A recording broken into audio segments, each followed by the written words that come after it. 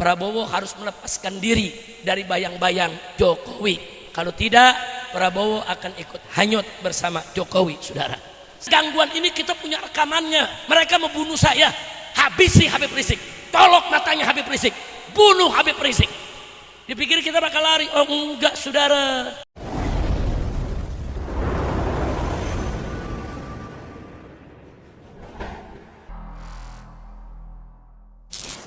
Saya hanya ingin menyampaikan, hati-hati, jaga diri, rapatkan barisan, perkuat persatuan.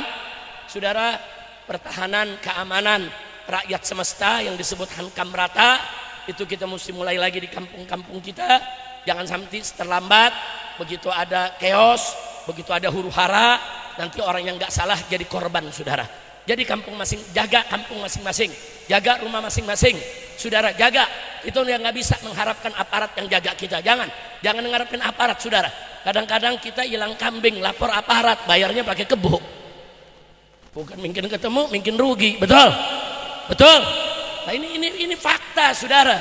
Nah makanya saya sudah katakan berkali-kali, kalau polisi mau benar, Kapolrinya ganti, saudara. Banyak orang menghina agama, menghina ulama, saudara, menghina habaib. Kita laporkan ke Mabes Polri, nggak diproses. Ini Kapolri macam apa, saudara? Di Jawa Tengah, saudara, ada gerombolan yang selalu kerjaannya membubarkan pengajian. Terang-terangan mereka bergerombol, pakai senjata, bubarin pengajian di mana-mana, nggak ditangkap. Apa ini program Polri sehingga Kapolrinya diam? Makanya tadi saya katakan, jaga kampung kita masing-masing, saudara. Kalau penjahat ini sudah berkolaborasi dengan pejabat, mau apa lagi kalau bukan kita lawan mereka? Karena kalau pejabat sudah berkolaborasi dengan penjahat, masyarakat yang akan jadi korbannya, saudara. Ada apa? Peristiwa Pemalang umpamanya, saudara. Jelas kok yang melakukan siapa. Dari seminggu sebelumnya mereka udah ngancep. Mereka keliling bawa senjata.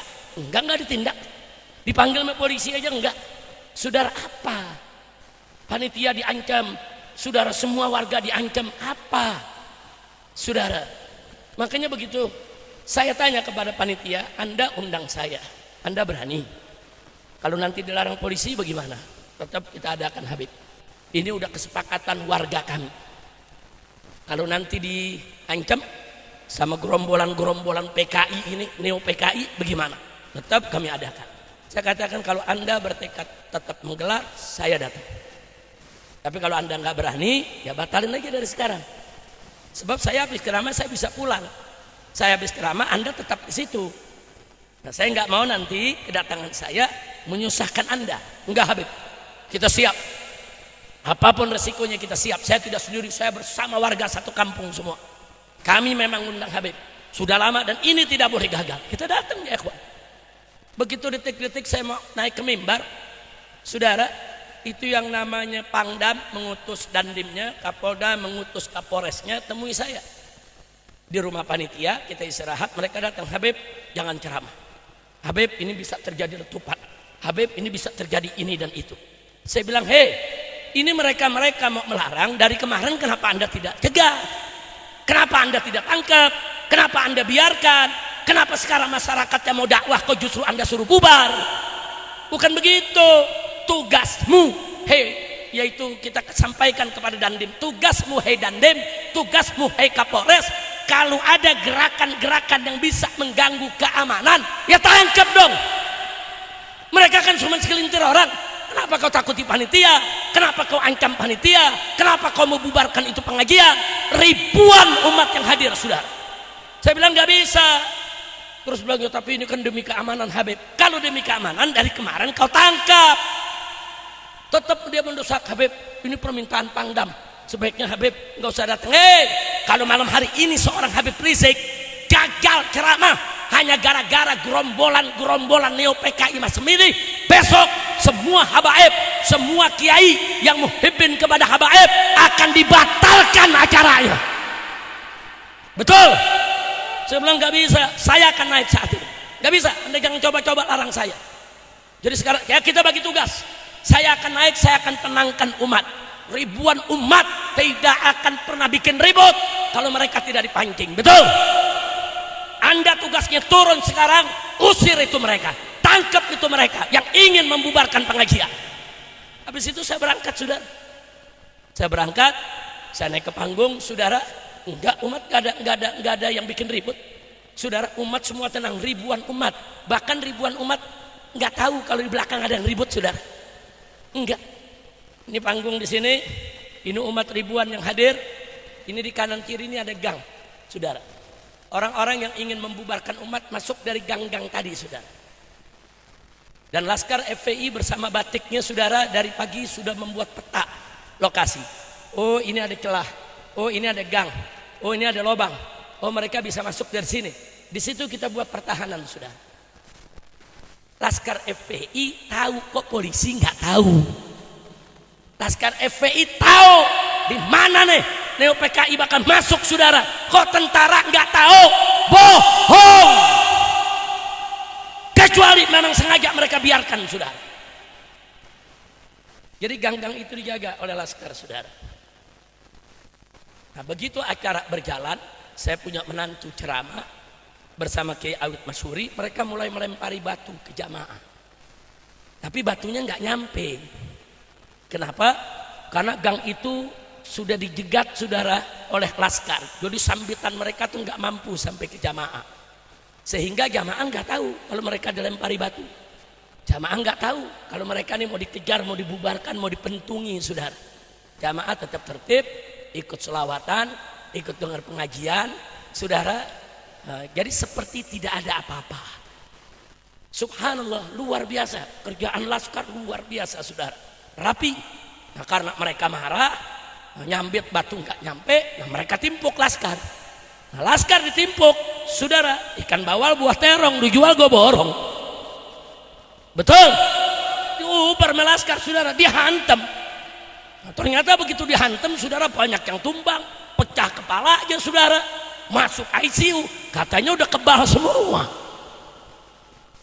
Jadi mereka, wah, action, saudara, kami udah apa namanya, udah dijampi lah, pakai ilmu kebal senjata tajam.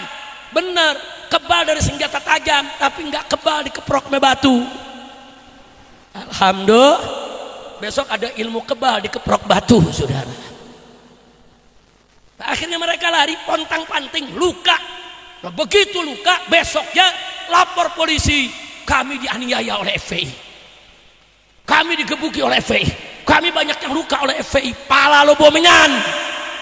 Tengeng. Dia ngajakin berantem, dia babak belur lapor polisi. Orang Betawi bilang cengeng enggak? Cengeng enggak? Laskar juga ada yang luka. Saya bilang Laskar gak luka. Enggak cengeng. Kita luka. Oh, ini resiko perjuangan. Enggak ada kita pakai lapor-lapor polisi, sudah. Nggak ada, mereka pakai lapor polisi, pakai dilayanin sama polisinya. Iya, emang lu kong kali kong. Kira-kira jelas gak? Nah, sekarang saya mau tanya, kalau kondisi seperti ini dibiarkan, bahaya tidak? Bahaya, saudara. Makanya tadi saya bilang, bikin barisan masing-masing di kampung masing-masing, saudara. Jadi kalau besok Anda bikin pengajian, ada kelompok-kelompok ini mau bubarin, lawan, jangan biarkan mereka membubarkan pengajian kita. Betul? Siap lawan tidak? Siap lawan tidak? Takbir. Sallu ala nabi. Lawan, saudara. Urusan apa nggak dilawan? Nah, kalau nggak dilawan, besok-besok mereka bubarin semua. Jangan dibiarkan. Ini kelompok kurang ajar ini, saudara. Ini kelompok kurang ajar, saudara. Udah gitu banyak artis terlibat, saudara, ikut-ikutan. Udah gitu ada artis yang ngaku waliullah lagi. Dari mana lu waliullah? Astagfirullahaladzim. Mudah-mudahan Allah menyatukan kita semua. Ada yang nasihati saya, Habib Rizik, jangan mau diadu domba. Yang mau diadu domba siapa? Saya bukan diadu domba, diserang. Bukan diadu domba, saudara. Kita mau ceramah, diserang, saudara. Begitu mobil saya masuk dari ujung sana mau ke panggung, saudara, itu mereka terus berusaha menyerang untuk sampai ke mobil saya untuk bisa menimpuk atau apa saja. Cuman nggak bisa, nggak berhasil karena pertahanan Laskar begitu kuat, begitu bagus, begitu efektif, saudara. Mereka berusaha. Kalau sampai jebol, saudara, kemudian mereka pentung itu masyarakat, bubar itu pengajian. banyak anak-anak, banyak perempuan, ada nenek-nenek, ada kakek-kakek. Kita bayangkan kalau terjadi kepanikan, berapa banyak yang akan jadi korban. Polisi tahu, tentara tahu, kenapa kalian diam? Jangan, saya sudah sampaikan ke Pak Dandimnya, Kapolresnya, apa ya, 40 tahun saya ceramah, saya keliling Indonesia kemana tempat, dalam sampai luar negeri, nggak pernah tuh habis tablik akbar ribut, nggak pernah. Habis tablik akbar, saudara, ada foto-foto sama panitia, salaman pelukan dengan para ustadznya, jamaahnya makan kebuli yang disediakan, saudara, kadang-kadang ada hidangan. Enggak, kita nggak pernah ribut. 40 tahun saya ceramah nggak pernah ribut. Kenapa kali ini ribut? Ya karena diganggu. Dan gangguan ini kita punya rekamannya. Mereka membunuh saya, habisi Habib Rizik, tolok matanya Habib Rizik, bunuh Habib Rizik. Dipikir kita bakal lari. Oh enggak, saudara, enggak. Datu-datu kami, saudara, dulu berjuang di medan Allah Subhanahu wa ta'ala. Dari mulai Nabi, bagaimana Nabi diracun, bagaimana Nabi, saudara, mau dibunuh, bagaimana Nabi mau diperangi. Kemudian datang Sayyidina Ali, bagaimana beliau matinya dibunuh. Datang Sayyidina Hasan, bagaimana Sayyidina Hasan diracuni. Datang Sayyidina Husain, bagaimana Sayyidina Husain sekeluarga dibantai. Jadi kalau Ahlul Bait, saudara, difitnah, dicaci maki, dimusuhi, dihina, dibunuh, diracun, dibantai, itu udah biasa, saudara. Itu tantangan di dakwah. Jangan takut-takuti kami dengan itu semua, ya ikhwan. Nah karena itu sekali lagi, tolong saya minta seluruh umat Islam dimanapun anda berada, bikin barisan-barisan di kampungnya masing-masing. Pokoknya kalau di mana saja, di Pulau Jawa ataupun di pulau lainnya, kalau ada kelompok-kelompok yang suka membubarkan pengajian atau mengganggu kiai, mengganggu habaib, atau mengganggu masjid, atau mengganggu pesantren, lawan. Jangan biarkan mereka ada di tengah-tengah kita. Setuju tidak? Siap lawan mereka, siap habisi mereka. Takbir, sallu ala nabi. Nah itu yang saya mau sampaikan. Saya pikir cukup. Sebetulnya saya belum boleh untuk berceramah lama, apalagi dengan mengangkat suara, saudara. Tapi kalau udah ketemu umat nggak bisa kita diam, saudara. Kalau udah ketemu umat, apa yang harus disampaikan kita sampaikan. Jadi memang 1 bulan Agustus ini saya tidak ceramah kemana-mana. Sudah 1 bulan saya di rumah, 1 bulan saya berobat, 1 bulan saya memulihkan kesehatan. Baru semalam saya ceramah. Semalam saya ceramah di Kebon Jeruk, Jakarta Barat, saudara. Malam ini saya ceramah di sini. Nah, jadi sekali lagi memang sudah 1 bulan ini saya minta maaf kepada pihak-pihak yang sudah mengundang saya selama bulan Agustus.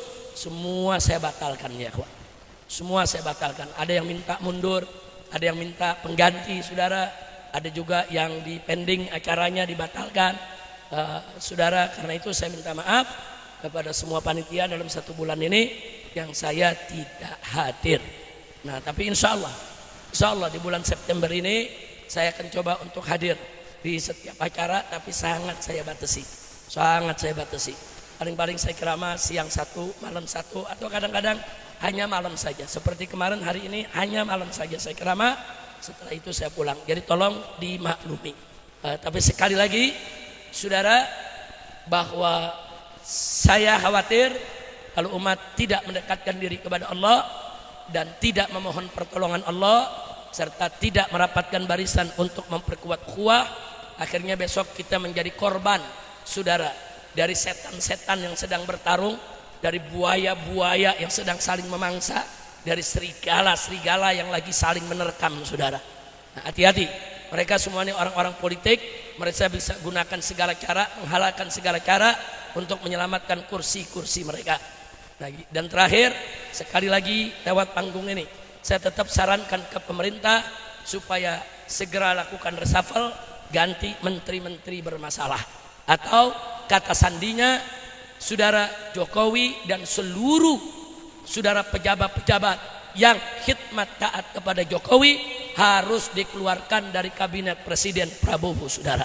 Prabowo harus melepaskan diri dari bayang-bayang Jokowi. Kalau tidak, Prabowo akan ikut hanyut bersama Jokowi, saudara.